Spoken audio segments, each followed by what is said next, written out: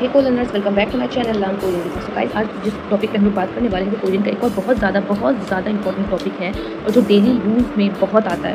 ठीक है, अगर आप कोरियन बोलना सीखना चाहते हैं तो आपको ये टॉपिक सीखना बहुत ज़रूरी है। तो मैं आपसे रिक्वेस्ट करूँगी प्लीज़ वीडियो को लास्ट तक जरूर देखें, बीच में ही ना छोड़ें। इसमें मैंने बहुत सारे एग्जाम्पल और क्विज भी ऐड किए हैं। सो रो जो है रो, ये रो, इसका यूज़ कहाँ करते हैं? इसके बहुत सारे यूज़ है। तो पहला यूज़ ये है इसका डायरेक्शन बताने के लिए। ठीक है, किसी दिशा को बताने के लिए या इंडिकेट करने के लिए रो का यूज़ करते हैं। जैसे घर की ओर जा रहे हैं, कहाँ? घर की ओर। ठीक है, या घर जा रहे हैं, बातें की है। तो घर को बोलते हैं जिप, जिप मतलब घर। तो अगर ये चीज़ याद रखना है कि अगर कोई भी नाउन उससे एंड हो रहा है कॉन्सोनेंट से, तो पहले हम ऊ लगाएंगे देन रो लगाएंगे। ठीक है, पहले ऊ लगाएंगे देन रो, अगर कोई भी नाउन कॉन्सोनेंट से एंड हो रहा है। ठीक है, और वॉवल से एंड हो रहा है तो सीधा रो लगाना है। तो घर की ओर जा रहे हैं, तो घर को बोलते हैं जिप, देन जिप रो गायो, गायो यानी जाना, जिप जिप रो गायो, जिप रो गायो यानी घर की ओर जा रहे हैं। ऐसे ही हम पार्क की ओर चल रहे हैं, हम पार्क की ओर चल रहे हैं। तो या फिर हम पार्क की तरफ जा रहे हैं, ऐसा बोलते हैं ना। तो पार्क को बोलते हैं खुंगवॉन, खुंगवॉन। यहाँ पे नौ है जो कि कॉन्सोनेंट है, इसीलिए फिर यहाँ पे उ लगाया। तो खुंग उन ओरो गागो इसोयो, खुंग ओरो गागो इसोयो। गा यानी जाना, यहाँ पे ये गादा है, गादा का गादा। ठीक है, तो गा यानी जाना, गो इदा ये कॉन्टिन्यूअस है, कोई चीज़ कर रहे हैं। ठीक है, तो उस तरीके के लिए लगा रहे। तो पार्क की ओर जा रहे हैं, तो खुंग उन ओरो गागो इसोयो। ठीक है, यानी पार्क की तरफ जा रहे हैं। नेक्स्ट है बच्चे घर की ओर भागे, बच्चे घर की ओर भागे यानी घर की तरफ भागे या दौड़े। तो बच्चे को बोलते हैं आई देर। ठीक है, आई मतलब होता है बच्चे, आई मतलब बच्चे, बच्चे हैं, यहाँ प्लूरल है, बहुवचन है। तो बहुवचन बनाने के लिए देर लगाते हैं, देर। ठीक है, सो आई देर मतलब बच्चे, आई देरी छिप यानी घर, उरो यानी घर की तरफ। ठीक है, एंड दल्लीदा यानी होता है भागना, दल्लीदा, दल्लीदा का मतलब होता है भागना। एंड देन क्या किया है, दलियो कैसे बन गया आपको मैंने बहुत बार बताया हुआ है कि जब ई वाले किसी वर्ब को कॉन्जुगेट करते हैं तो वो यो में कन्वर्ट होता है। दलियो यो, दलियो सोयो, यहाँ पास्ट है, भागे यानी पास्ट काम हो चुका है, इसलिए स लगाया है, ये पास्ट फॉर्म है, दलियो सोयो। ठीक है, तो जो बच्चे थे वो घर की तरफ भागे, बहुत आसान है। नेक्स्ट इज वह दफ्तर की ओर मुड़ा, वह जो है दफ्तर की तरफ मुड़ा या दफ्तर की ओर मुड़ा। तो वह यानी खनन। ठीक है, दफ्तर को बोलते हैं सामुसर, सामुसर। ठीक है, सामुसर रो यानी क्या ये लो का मतलब यहाँ पे ओर यानी ऑफिस की ओर। तो खनन सामुसर लो। अच्छा, एक चीज़ यहाँ पे और ध्यान रखने वाली बात है कि ये तो देखिए यहाँ पे जो ल है ये कॉन्सोनेंट है, कॉन्सोनेंट है। तो इस हिसाब से यहाँ पे तो सा मू शिल एंड देन पहले उ देन रो लगाना था ना, ऐसे बनाना था इसको, लेकिन ये ऐसे नहीं होगा। ओके, ये ऐसे नहीं होगा, यहाँ पे उ नहीं लगेगा। क्यों? क्योंकि ये चीज़ याद रखने वाली बात है कि अगर कोई भी नाउन या एडजेक्टिव जो है अगर वो ल से एंड हो रहा है तो वहाँ पे हम एक्स्ट्रा उ नहीं लगाएंगे, वहाँ पे सीधा रो ही लगेगा। ठीक है, रो।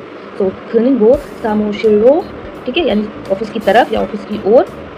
एंड मुड़ा, मुड़ा को बोलते हैं थोड़ा सोयो, थोड़ा सोयो। ओके, थोड़ा सोयो यानी उसकी तरफ मुड़ा। नेक्स्ट ट्रेन स्टेशन की ओर जा रही है, ट्रेन स्टेशन की ओर या स्टेशन की तरफ जा रही है। तो खींचानिन, खींचानिन युक युक एरो, युक योरो यानी स्टेशन की तरफ। ठीक है, खींचानिन यानी ट्रेन, गागो सोयो जा रही है, युक उ रो, युक उ रो। ओके, यानी स्टेशन की तरफ, युक यानी station, station. Okay, next is अब इसका दूसरा यूज़, एक यूज़ तो हमने ये देख लिया जब किसी डायरेक्शन की बात कर रहे हो, किसी तरफ जाने के डायरेक्शन की बात कर रहे हो तो वहाँ पे हम रो का यूज़ करते हैं। दूसरा यूज़ है इसका जब किसी साधन की बात हो रही है या किसी मीन्स या मेथड की बात हो रही है, यानी किसी मेथड्स का यूज़, किसी साधन का यूज़ किया हमने। जैसे वह बस से जाता है, ठीक है, या बस से जाता हूँ, मैं किससे जाता हूँ? बस से। इसका यूज़ कर रहे हैं बस, किसी साधन का यूज़ कर रहे हैं ना, तो बस के साथ लगेगा रो। ठीक है, बस रो गायो। ठीक है, ऐसे जैसे मैं बस से गया तो फसरो खसोयो, फसरो खसोयो। तो गादा का पास्ट फॉर्म में खसोयो, तो यहाँ से गाड़ी मूव किया एंड देन खसोयो। समझ में आ गया आपको? नेक्स्ट इज हम हवाई जहाज़ से आए, हम हवाई जहाज़ से आए। तो हवाई जहाज़ फीहेंगी यानी हवाई जहाज़, वो यानी हवाई जहाज़ से, वासोयो आए। तो यहाँ पे किसका यूज़ किया हमने? हवाई जहाज़ से। किससे आए? हवाई जहाज़ से, यानी किसी साधन का यूज़ किया है। तो वहाँ पे रो लगाएंगे, फीहेंगी रो वासोयो, ये ओदा का पास्ट फॉर्म है। वह टैक्सी से आता है, किस मीन्स का, किस साधन का यूज़ किया है? टैक्सी का यहाँ पे यूज़ किया जा रहा है। तो खनन टैक्सी रो वायो, खनन टैक्सी रो वायो। ठीक है, यानी वो टैक्सी से आता है। ऐसे ही मैंने साइकिल से यात्रा की, यानी मैंने कौन सा साधन का यूज़ किया? साइकिल से। तो आपको याद रखना है जब भी किसी साधन की बात आए, ठीक है, तो वहाँ पे हम ये ज़रूर लगाएंगे। ठीक है, रो ज़रूर लगाएंगे। तो छाजुंग गोरो योंग हिंग हिस्सोयो, योंग हिंग हिस्सोयो। ठीक है, यानी मैंने साइकिल से यात्रा की। अब थर्ड यूज़ देख लेते हैं इसका फटाफट से। थर्ड यूज़ है जब किसी चीज़ को हम यूज़ करके कोई काम करते हैं, ठीक है, जब किसी चीज़ को यूज़ करके कोई काम करते हैं। फॉर एग्जाम्पल जैसे मैं हाथ से खाता हूँ, किसकी मदद से? हाथ की मदद से, ठीक है। जब किसी चीज़ की मदद से, हेल्प से कोई काम किया जा रहा है, कोई काम किया जा रहा है, तो वहाँ पे हम रो का यूज़ करते हैं। तो जैसे मैं हाथ से खाता हूँ, तो हाथ को बोलते हैं सुन, ठीक है, सुन उरो मुखोयो, सुन उरो मुखोयो, यानी मैं हाथ से खाता हूँ। मैंने हाथ से लिखा सुन उरो, ठीक है। एंड सदा मतलब होता है लिखना, तो सोसोयो यानी लिखा। तो पहली बात तो है कि आपको इतनी बेसिक फॉर्म आनी चाहिए। मैं आपको नहीं बताऊंगी कि ये जो सुदा है ये कैसे चेंज हुआ सोसोयो में, ये सब आपको पता होना चाहिए। नहीं पता तो पहले आप ये सारी वीडियोस क्लियर कीजिए। तो मैंने हाथ से लिखा, किसकी मदद से? हाथ की मदद से। ऐसे ही उन्होंने चम्मच से खाया, किसकी मदद से? चम्मच की मदद से खाया, किसी चीज़ को यूज़ किया है ना, ठीक है। सो ये हो जाएगा सुदकारक यानी चम्मच, उरो यानी चम्मच की मदद से, मक्खो सोयो खाया। वह कलम से लिखता है, ठीक है, किसकी मदद से? कलम की मदद से। आपको यही क्वेश्चन पूछना है, किसकी मदद से? कलम की मदद से। तो यहाँ पे क्या लग जाएगा? रो जरूर लगेगा। खनन पेन उरो सोयो, ठीक है, वह पेन की मदद से लिखता है। लिखने को क्या मैंने बताया? सुदा बोलते हैं। लिखने को क्या बोलते हैं? सुदा बोलते हैं। ये पास्ट फॉर्म था, ये वाला पास्ट फॉर्म था, इसीलिए यहाँ पे सोयो बना, ठीक। और जो प्रेजेंट फॉर्म है वहाँ पे सोयो, ठीक है। मैंने मोबाइल से कॉल किया, किसकी मदद से? मोबाइल की मदद से, ठीक है। सो हेडफोन उरो, ठीक है। झोनवा हिस्सोयो, झोनवा हादा मतलब होता है कॉल करना किसी को, ठीक है, कॉल करना झोनवा हादा का मतलब होता है। ऐसे ही फोर्थ देख लेते हैं, जब किसी कॉज की बात करें, रीज़न की बात करें, ठीक है, किसी कारण की वजह से कुछ हुआ हो, तो वहाँ पे रोज़ लगाते हैं हम लोग। सो जैसे देख लेते हैं, तो जुकाम की वजह से स्कूल नहीं गया, किसकी वजह से? जुकाम की वजह से, इस रीज़न की वजह से वो ये काम नहीं कर पाया। तो किसी रीज़न के लिए भी हम रो लगाते हैं। खम की रो यानी जुकाम, गम की का मतलब होता है जुकाम, रो यानी जुकाम की वजह से।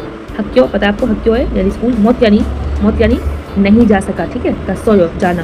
तो अगर आपको मौत के बारे में नहीं पता तो अभी मैंने हाल ही में वीडियो अपलोड की है, तो उसका मैं यहाँ पे लिंक दे देती हूँ, आप उसको देख सकते हैं, ठीक है, मौत का क्या मतलब होता है।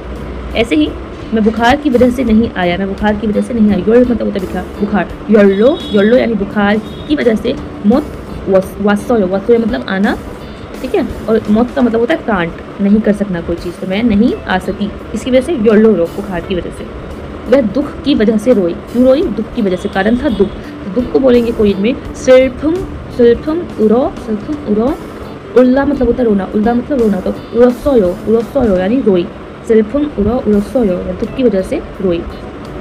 थकावट की वजह से सो गया, किसकी वजह से? थकावट की वजह से। तो फीकुन हादा मतलब होता है थकावट, सो फीकुन हम उरो, थकावट की वजह से क्या हुआ? सो गई। तो ज़्यादा मतलब सोना, छसोयो सो गई, पास्ट फॉर्म है ये, ओके।